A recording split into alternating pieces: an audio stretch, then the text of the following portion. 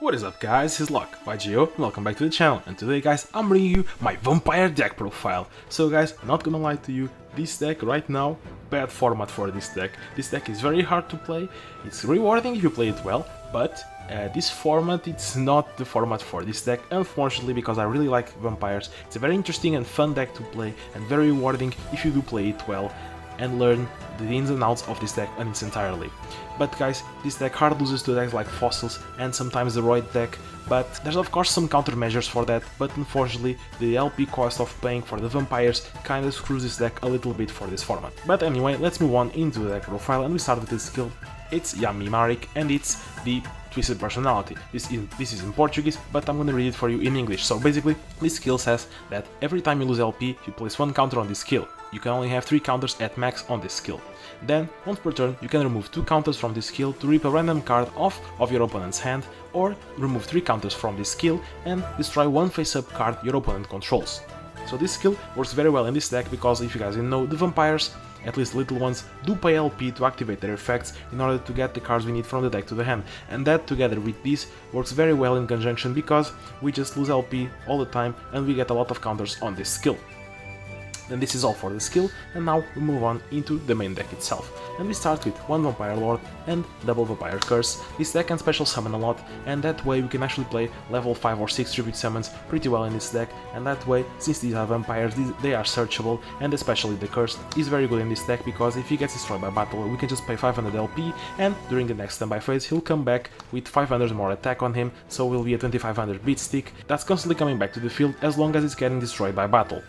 But anyway, moving on into the rest of the monsters, we keep going and we play triple copies of Vampire Retainer. If Vampire Retainer is special summoned, you can pay 500 LP, and that's the effect that I told you about that fills up the skill with counters, and then you can add 1 Vampire Spell Trap from your deck to your hand.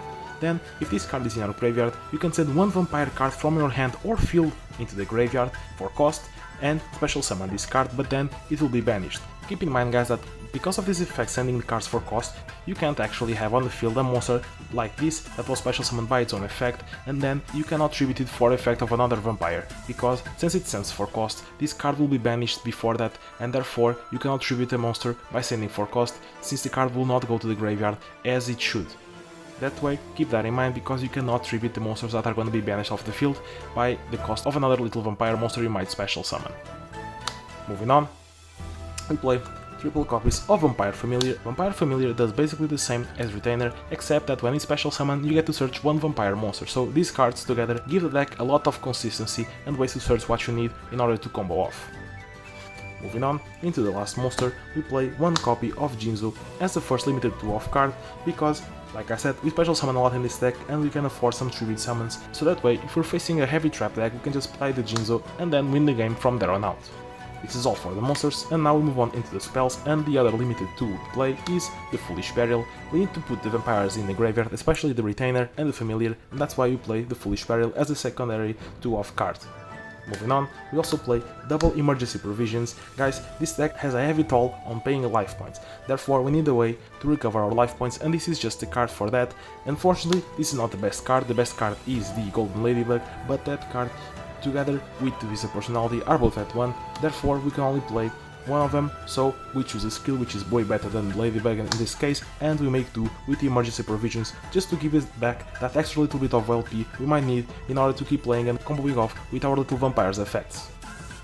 Moving on, we play double copies of Vampire's Desire. This card is basically a consistency card that allows you to either target one face-up monster you control and send one vampire from your deck to the graveyard with a different level, basically a Foolish Burial for vampires. Then the monster retargeted becomes the level of the sent monster, and this is just a bonus effect, doesn't really matter in this deck. Then the secondary effect of this, it says that you can target one monster in your graveyard, then send one monster you control to the graveyard, and keep in mind it does not have to be a vampire or a zombie monster, it can be any type of monster. For example, you can send a Jinzo if you want to, and then you can special summon the targeted monster. So this is basically a way to bring back one of your bigger vampires that's in the graveyard for free if you do have one of the little vampires on the field, but keep in mind that just like the Vampire Little's effects, this effect has to send the monster from the field to the graveyard in order to resolve its revival effect, so you cannot bring back, like for example, a Vampire Familiar that uses its effect in order to special summon himself from the graveyard. So guys, that's important and do keep that in mind. Anyway, moving on, we play triple copies of Book of Moon, just a generic very good card, especially in this deck because we sometimes want to change the positions of our vampires in order not to take too much battle damage, and this card does just that very well. And this is all for the spells, and now we move on into the traps. And in the traps we play triple copies of Vampire's Awakening, just a way to special summon a vampire monster from the deck, but then it gets destroyed during the end phase. So guys, this card works very well together with the little vampires, because we can just special summon them from deck and activate their effects, get the search, and then during the end phase they'll go back to the graveyard, and you can use their effects on the next following turn to search for more stuff that we might need. So this card is very good in this deck. It can also be useful to special summon a body to defend ourselves from an opponent's attacking monster. But anyway, moving on.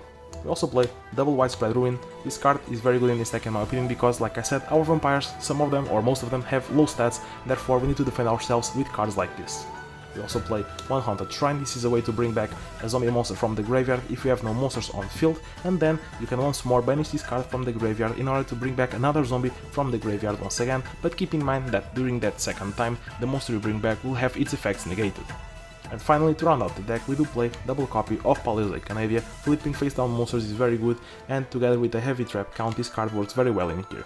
And this is all for the main deck, and now we move on into the extra and side deck. And the extra is just some random stuff because we do not play Waking the Dragon in the side, so this doesn't really matter. And then the side deck, and that does matter, we do play double Kaiko. This is our way to deal with fossils, because with Kaiko's effect we basically stop them from banishing cards from the graveyard, shutting down the entire fossil deck. We also play one Vampire Hunter, since he's searchable in this deck, and he has a very nice effect of when battling a dark monster at the start of the damage step, you can instantly destroy that monster, so this card, because of being searchable, is actually very good in this deck. Next, we play one Diffusion, just a generic very good card, and one Hammer Shot to deal with big attack monsters your opponent might have, and finally one Lost Link, just as another very good generic card that deals with decks that special summon a lot of monsters. So guys, this is all for the extra deck and the side deck, and now I'm gonna show you the entire deck list for you guys to take a look and copy for yourselves if you do wanna try the deck out for yourselves.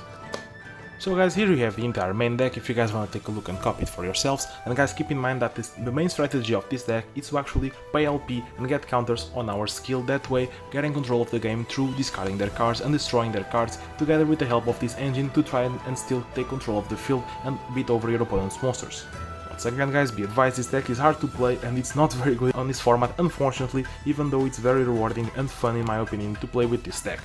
And here you guys have the side and extra deck for you if you guys wanna copy it as well, but do keep in mind that the side deck depends on the decks you're going up against. So I made a generic side deck that works against a lot of decks, but if you have some specific annoying decks you have to deal with, feel free to double down on cards that counter that deck. For example, if you're playing a lot against like a lot of fossils and Dino Tank decks, you probably wanna max out on Diffusions and maybe Kaiko or Lost Twin.